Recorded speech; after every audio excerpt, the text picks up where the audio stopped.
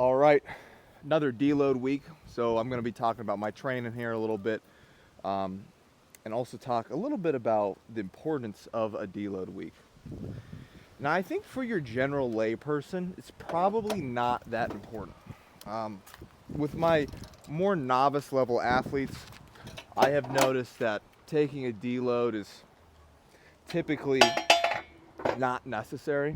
Um, they usually just need, if we go and work up to a point where, like, hey, listen, our weights are not progressing at the rep range or the set and rep range that we want it to be, or whatever, and it's time to change things up, then instead of just a deload, I'll just bring him into a new block. And to be honest with you, for my training, I really didn't take any deloads for a long time. Really not until I started working with my coach, who has me deloading every fourth week. And I will say, it's very effective. It gives me a mental reset, mental break. It gives me, just helps boost the recovery overall from training before we enter the new block. But that's for strength sports. And probably for typical bodybuilding or maybe even just general strength training, chances of you needing a deload week every fourth week are probably pretty low, unless your strength levels are insanely high.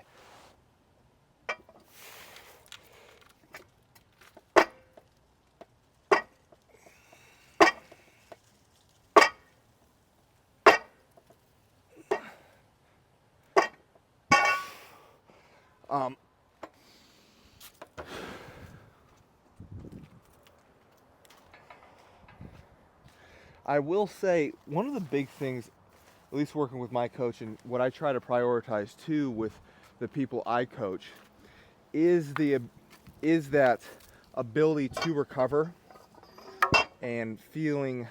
It's just a focus on recovery.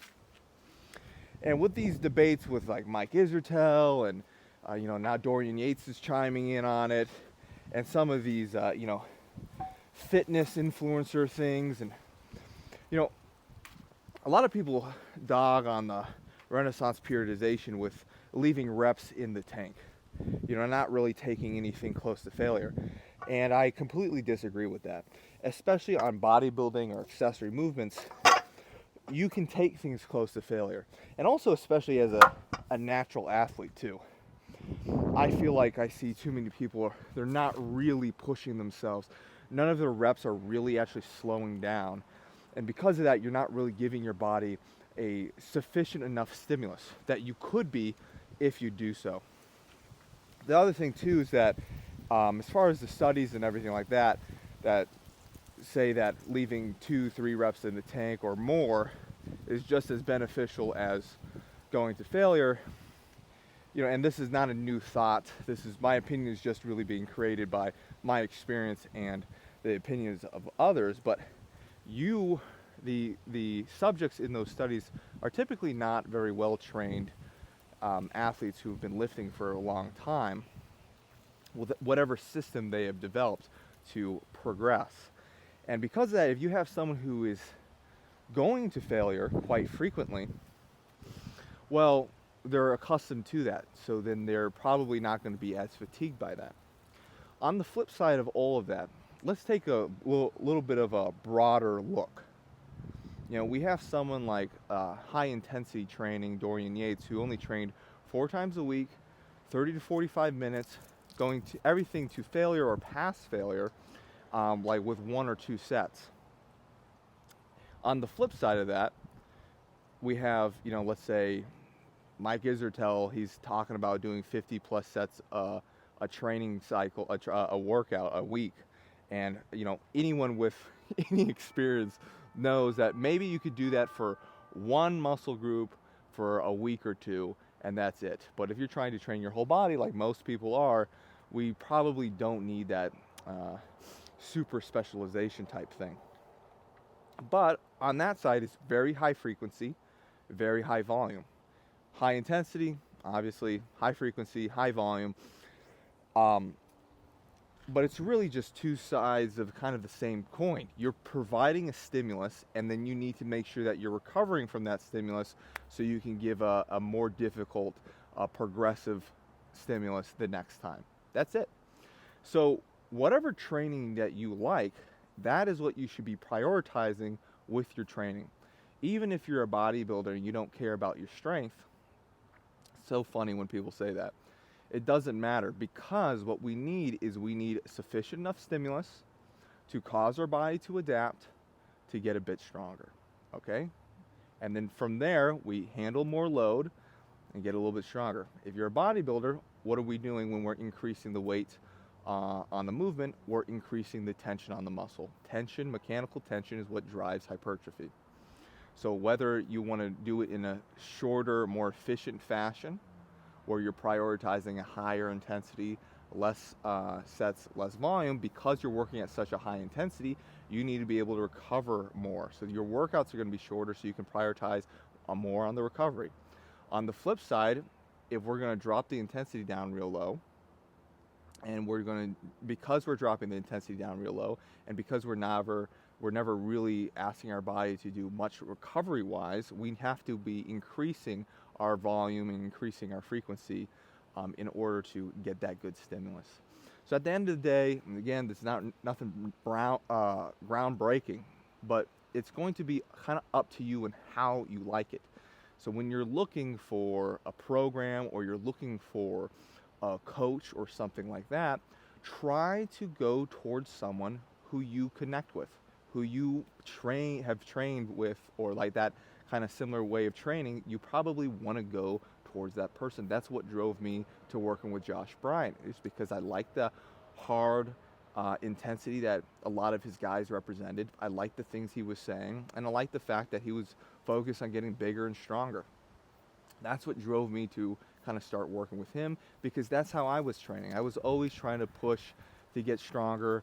I always cared about being bigger when I train, how I train. That's how I train. But if you're maybe a lightweight person and you don't really like pushing intensity, and you want to spend, maybe you're more scientific, you think you're an intellectual type guy, then you can probably go to someone who speaks in jargon and things like that, because you feel more connected to that. And maybe his system, you feel more connected to how he gets people stronger. As long as you're getting stronger, as long as you're enjoying the training, that is what matters. I sometimes roll my eyes at these guys who, with their jargon, and they're SBDing 6 times a week and things like that. It's whatever. If it works for them, then it works for them. If you connect with that, go with that. Me, I've never really connected a lot with a guy who, I shouldn't say that. I should say that in this industry, there's people who use jargon, and they're like a pseudo intellect, they're very intellectual people, where they're really just spicing up the basics everybody else knows. I like to get to cut and dry, the meat and potatoes of things, and really push. It is complicated in some senses, but it's actually pretty simple. Sleep, recover, train hard, progress. If you're not progressing, take a step back, look at the variables that we can change to help you progress. If you're not progressing, I had this one guy, I've had multiple people like this actually. He wasn't progressing on his bench press. His bench press was sold. Okay, well, I can't really push the intensity anymore, because every time we do, there's not any progress there. As far as the volume per workout, any more volume I gave him each workout, it would have just been too long of a workout. He would have been so fatigued by the end of let's say we're working the bench press. When I give him his second chest isolation exercise, he would have been so fatigued, it's not going to give us any extra stimulus. So what do we do there? We're increasing the frequency. So it was 2 times a week, we increased it to 3 times a week. He's progressing again. Now, does it make sense to go from 3 times to 6 times a week? No. You want to give the most optimal, you're trying to look for the most optimal dose to help you progress in that way. And then there was other things that he changed, which made a huge difference as well. Probably bigger than what frequency or load that we're going at. He changed his habits. He changed how he slept. He slept better. He changed how he was eating. He had a higher quality foods in his diet. And he changed the people he was surrounding himself with. And he changed how serious he was about training. That's another thing too. If you wake up or you're not serious about training if you're following a bunch of people who train. You're not serious about training if you're reposting, hardcore clips and things like that to your story. You're not serious about training. You're serious about training when you actually show up and do the work. You're serious about training when you go in there and you drop the other crap in your life, the drama and all this other shit that might be distracting you, and you just focus on the basics. That's when you get serious about training. All right, let me hit this. So I got this. The bar is only like 20 pounds, so I got what, 90, that's 180. It's about why am I blanking? 200 pounds. 5-second pause. Again, it's deload week, so nothing crazy.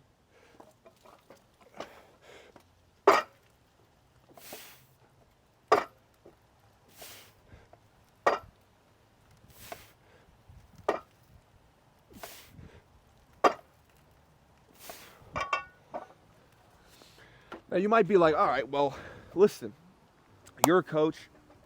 My entire lifestyle is around training, around how I can get bigger and stronger, how I can push myself with performance, and how I can improve my coaching abilities. This lifting is my entire life. It's easy for you to say. You can focus on it so much, and that is true. You make a good point, but that does not get away from the principles of what I'm talking about. Let's say you are working a hard manual labor job. Let's say you're working 10, 12 hours a day.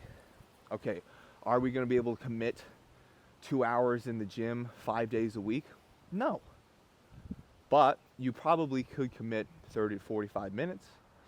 Can you get your meals down? Right? Can you meal plan or meal prep for the week? These meal prepping companies factor in all this stuff. Yeah, it is more expensive. Of course it's cheaper to go and cook your own food and meal prep yourself, but you're not doing that. So if you're not doing that already, and instead you're going to go out to Wawa, I'm from the Philly area, or you're going out to get very convenient foods, you're going to these fast food restaurants, listen, you're probably spending $15 to $20 every time you go eat. These meals are probably about $10. So yeah, they're more expensive than meal prep, but you're not meal prepping anyways. You should just freaking do it. Buy the food. I'm not sponsored. I've never used any of those things before, but that's what I'm saying. It's like, take a step back, actually look at your goals and see. I don't like to use the word sacrifices, but yeah, maybe you have to make some sacrifices. Maybe there's going to be some sacrifices out of your bank account because you have a specific goal. Yes, is it expensive to work with a coach? Of course it's expensive to work with a coach, but it's an investment. It's actually not that expensive. Every time I give someone my price, I'm like, I should be asking for more based on my experience and whatnot and knowing what other people are, but it doesn't matter. Are you willing to invest? Are you willing to invest in what you're trying to do? You get sick, you get injured, you do any of these things. Instead of sitting back and wondering like, oh, now I can't do this, I can't do that. Okay, focus on what you can do. That's where the lifestyle kind of gets incorporated. Yeah, if you're tired at the end of the workday, could you wake up in the morning and train? If you can't, you can't. All right, that's no biggie. Could you take a nap before your 30, 45 minute workout? And then you can push your high intensity thing a little bit more. Or, let's say you work an office job. And you can spend a little extra time in the gym and things like that. And you do have a coach. You do have all these things going on. Well, are you getting extra drama from your girlfriend in life? Are you getting drama from your family? Is this stressing you out? Is this stressing you out? Are these things that honestly you could probably just take away from your life and not worry about? Those are things you need to consider. All right, let's hit one more.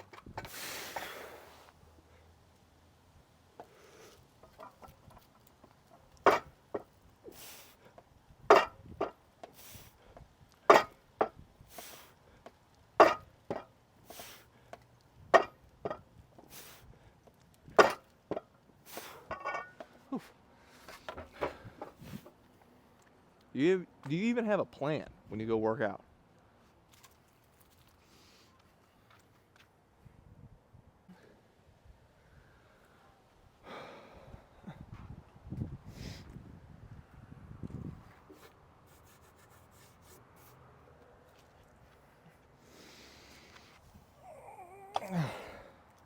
All right, so typically I'm supposed to do basin curls, which is like a cable stretched out behind you, go like that. Again, it's a deload week. I don't want to drive 30 minutes to the gym so I can do 2 exercises when I got a beautiful home gym here. So what is a good substitution for one of those curls? It's going to be an incline dumbbell curl, right? Now I want to talk about how we should be performing some of our bodybuilding movements, or at least how I would like my athletes to do so. Again, going back to what we talked about a little bit earlier as far as the different types of training we go for isolation movement, I want to take that pretty damn close to failure. I also think you can do that more effectively as a natural athlete. I think you're really only risking injury if you're using a load that you've never done before, you haven't gone close to failure, and if you're probably blasting anabolics. And even those guys, again, yes, Dorian Yates did have some injuries in his training career, but most of his workouts he did not. Most of his workouts he went past failure. So it is not that dangerous. Okay, now with all that being said, well, we need to prioritize when we are doing this. And again, you can go take a look at someone like Dorian Yates, take a look at Mike Menser, take a look at all these guys, take a look at, on the flip side of that, Mike Zertel, full range of motion, controlled aggression. That's what life is about. And as I get older, that's why I learned being a man is about. Controlled aggression. Boom. Come up with a purpose.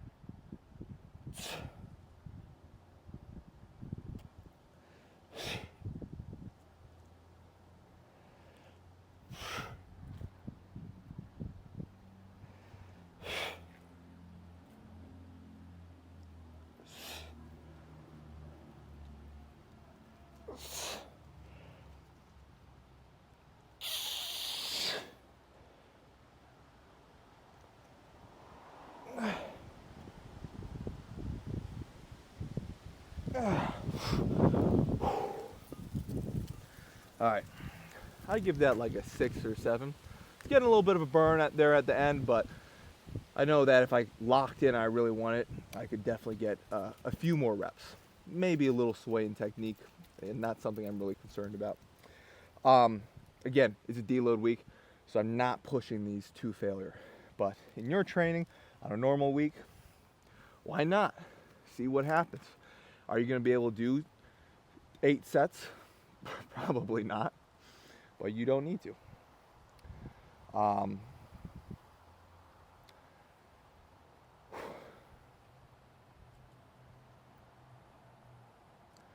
one more set of these. Get a nice, good bicep pump. Feels good. But I want to talk about controlled aggression. Anyone who knows me, I'm a pretty passionate guy, very passionate about lifting. I'm loud. A lot of times I'm grunting when I lift. I'll scream before I lift. I'm aggressive and I'm passionate about what I do. But that doesn't mean that it means you should be sloppy or you should be whiny or like act like a toddler. I'm not saying that I'm great at that. I definitely lose my temper. Um, so, you know, this is not, you're not hearing from a perfect source. But there's a difference between controlled aggression and kind of uncontrolled aggression. I was at a meet last year, and this guy missed his third deadlift. I think he needed to pull it for the win, and he didn't win. Obviously, that's very upsetting for a competitive athlete. But this is a local meet. He unclips his belt, he walks in the back, and just throws his belt and starts like screaming and stuff like that. Listen, this is not your own gym. This is not people that are familiar with you. You missed a thing. That's not, to me, that's not controlled aggression. Sometimes you do need to let it out. Sometimes you're so amped up in these circumstances, something disappointing happens, you just want to scream and let it out. That's okay. But to start throwing things, you know, is that okay? Is it performative? Are you just performing? Oh, I'm upset. You know, I see that a lot. It's like someone's performing an exercise, they get up and like their hip hurts and they go like, as they walk away, as if to signal to everyone else, well, I could have done more, but you know, my hip is bothering me. Who gives a flying cahoot about what someone else thinks? Doesn't matter. Why are you performing for someone else? You know, if you can. If you can't, you need to let it out, that's fine, let it out. But in a controlled manner. That's my opinion on that. Controlled aggression. It's like, look at all the top lifters. They're squatting, they're benching, they're deadlifting hundreds of pounds. Top 0.00001% of people. Do they look sloppy on their lifts? No. But they're lifting more than anyone else. Are you telling me they're not aggressive? Of course they're aggressive. It's controlled aggression. Perfect the technique and then express yourself and put all that energy in good technique.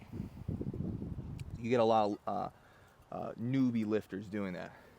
It's like instead of sitting there and enjoying the pain of a good incline curl, they start swinging around. They start cheating too much, right? Not because their muscle is near failure. It's because they're hurting. It's because it's painful. So instead, hold yourself to a standard and be controlled, passionate, and aggressive. So another thing about being a young man, I feel like, this is my experience, is that you need to have an outlet to let things out.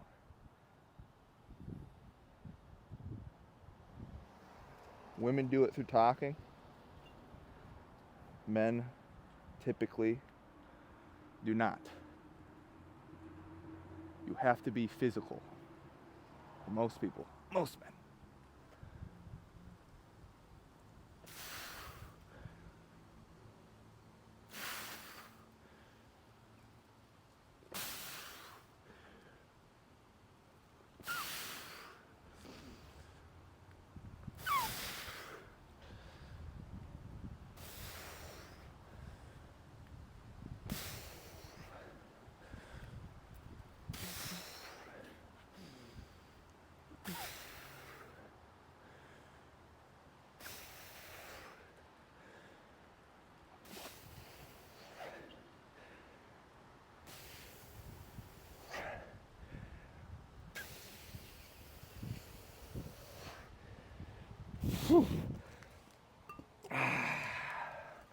Okay.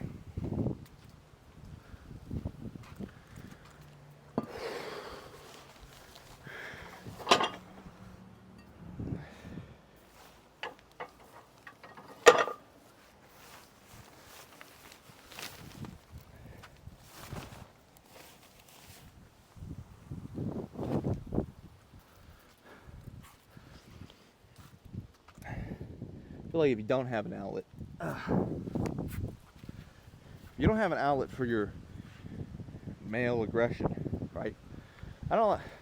Aggression kind of has a bad connotation to it. I say it's passion. It's passion. If you don't have an outlet for your passion, then you're going to start focusing on stuff and this, men do this. They start focusing on the outside world and they start blaming people and things for why they're unhappy. That's just the nature of the beast, you know. Politics are good. Politics is a good thing to inform yourself about and, you know, have your values and, you know, dictate, you know, what you think about the world. But if it consumes your life to the point where you're like physically upset, and you see this all the time on both sides over everything, it's a bit of a pussification where you're letting oftentimes things you can't even control dictate your mood. The same thing goes with sports. You know, if your team loses and you're upset for, yeah, you can be upset for the day. But if you're upset for the whole week, why? You ain't got nothing else going on in your life that you can put a little bit more focus to, you know? But most people, they have jobs that they dislike. And most people are content. I should say most people. I've seen a decent amount of people who are just content with kind of being miserable. And they kind of actually like it. They like to sit and stew in their issues. And I would say that probably runs a little bit in my family. So that's something I have to be careful of. But you shouldn't do that. Those people tend to not be passionate about a lot of things. They're not to be able to, they don't have the focus, they don't have the passion to put their focus towards, so they can see some self-improvement, you know? But, alright, those are my thoughts for the day. Hope you guys enjoy these videos. Like, subscribe. Please leave a comment. I actually like reading the comments a lot. And I like replying to a lot of them. But leave a comment, please. Alright, see you guys.